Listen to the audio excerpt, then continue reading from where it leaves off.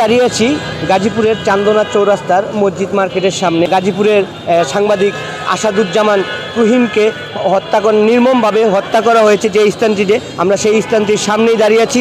আমার সাথে আছে ওই দিন ঘটনাস্থলে সাংবাদিক তুহিনের সাথে যিনি উপস্থিত ছিলেন তার বন্ধু নবচেতনার প্রতিনিধি শামীম ভাই।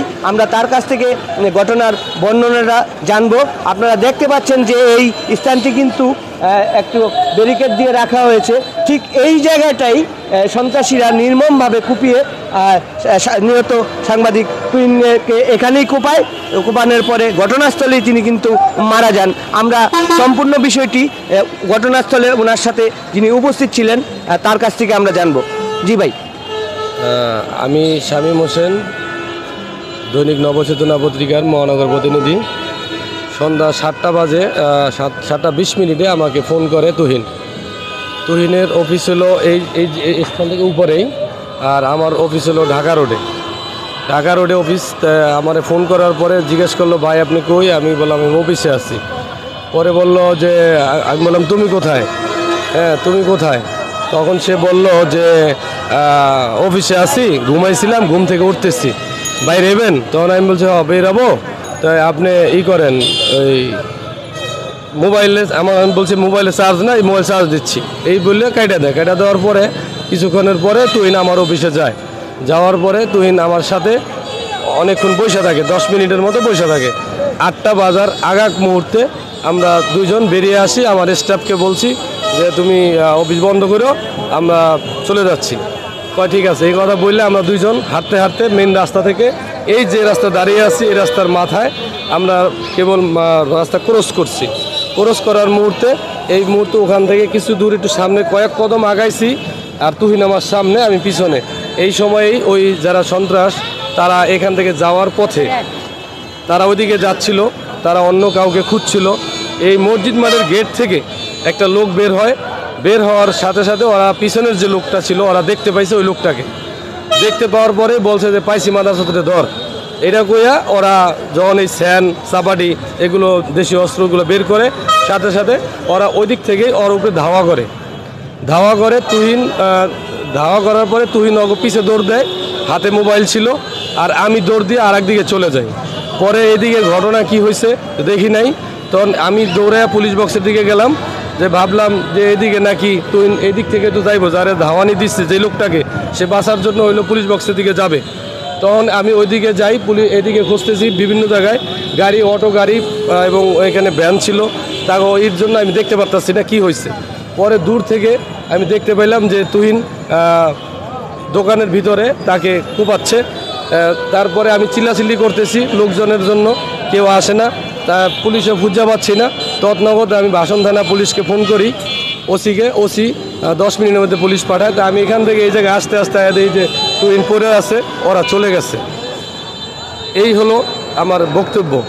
তাই এখন আমার কথা হলো যে এইরকম সন্ত্রাসীরা তাদেরকে গাজীপুর যে জেলা প্রশাসন, আইনশৃঙ্খলা বাহিনী, তারা কিন্তু সঠিকভাবে ধরতে পেরেছে এবং আপনারাও দেখেছেন যে তাদেরকে শনাক্ত করা হয়েছে, যে তারা স্বীকারোক্তি দিয়েছে যে তারা মেরেছে একমাত্র ভিডিওর কারণে।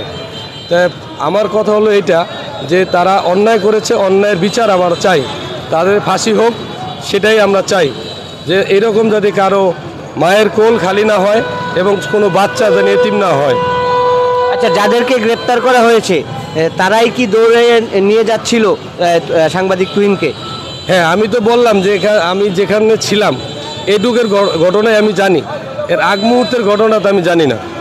আপনাদেরকে যে দৌড়ানি দেওয়া হয়েছিল, আপনারা কি তাদেরকে দেখেছেন? কে বা কারা দৌড়ানি দিয়েছে? তাদের চেহারা হঠাৎ করে দৌড় দিলে কে কাউকে চিনে? সবাই মাস্ক পরা, কিন্তু দাড়িওয়ালা একটা লোক ছিল, সেটা তো ধরাই পড়েছে তারা। আচ্ছা, ঘটনাটা কয়টা বাজে? এটা 8টা বাজার 5-7 মিনিট আগ মুহূর্তে, 7:50 এরকম। 7:50। দর্শক, যেমনটি শুনছিলেন যে উনি বর্ণনা দিচ্ছিলেন সেই নির্মম ঘটনার, তো এখান থেকেই কিন্তু আপনার এই 200 গজ দূরে কিন্তু ট্রাফিক পুলিশ বক্স এবং কি 100 গজ দূরে কিন্তু এখানে এই যে 4 রাস্তার মোড়, তো এখানে সবসময় কিন্তু লোক সমাগম থাকে। দেখার মতো, চোখে পড়ার মতো। তো এরকম একটা জায়গার ভিতর, জনবহুল এলাকার ভিতর, এই প্রকাশ্য দীপালোকে এই যে এই দোকানটির সামনে কিন্তু তাকে কুপিয়ে হত্যা করা হয়েছে। তো এটা নিয়ে সারা বাংলাদেশে মানববন্ধন হয়েছে। আপনারা দেখেছেন যে প্রতিবাদ সমাবেশ হয়েছে অলরেডি, কিন্তু আপনার গাজীপুর মেট্রোপলিটন পুলিশের চেষ্টায় কিন্তু 8 জন আসামিকে গ্রেপ্তার করে তাদেরকে রিমান্ডে আনা হয়েছে। রিমান্ড শেষে কিন্তু তাদেরকে আপনার আবার জেল হাজতে প্রেরণ করা হয়েছে। এই ছিল আমার কাছে তুহিন হত্যাকাণ্ডের সর্বশেষ। আমার ওই ভাই আরেকটু কথা বলতে চাচ্ছে, আমরা শুনবো তার কাছে। যখন ভাষণ থানার পুলিশ আইসা উপস্থিত হয়, সেই মুহূর্তে তারা তাদের পরিবার কাউকে খুঁজছে, যে বললো যে শাহিম ভাই এদের পরিবার কে কে আছে চিনেন? তখন আমি বললাম তার ওয়াইফ এবং তারা এখানে থাকে ফ্যামিলি নিয়ে। তখন আমাকে কয় তাহলে তাকে ডেকে নিয়ে আসেন।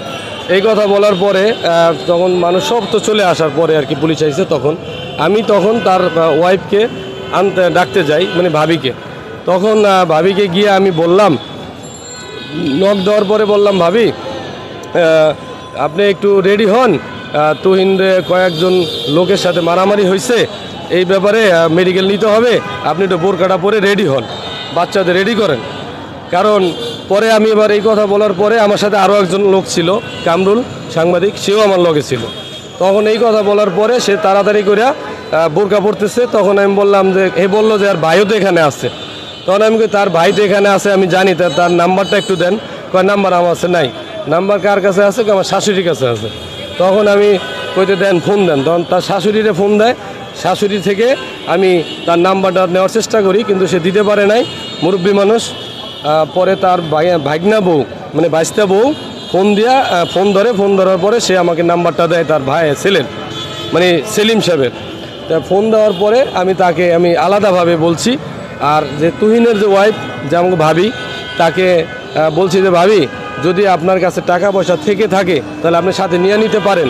কারণ আমি তো একটা মৃত্যুর খবর কারো স্ত্রীকে বা আত্মীয় স্বজনকে সরাসরি কেউ দিতে পারে? আপনারাই বলেন। উনি যেমনটি বলছিলেন যে উনি একটু কৌশলী হয়ে আমাদের নিহত সাংবাদিক তুহিন ভাইয়ের স্ত্রীকে কৌশলী হয়ে সংবাদটা উনি দিয়েছেন, এটা উনি জানালেন। তো আপনারা আমাদের সাথেই থাকবেন, আমরা পরবর্তী আপডেট নিয়ে আপনাদের সামনে হাজির হব। গাজীপুর থেকে চ্যানেল এস, মোহাম্মদ সালাউদ্দিন আহমেদ।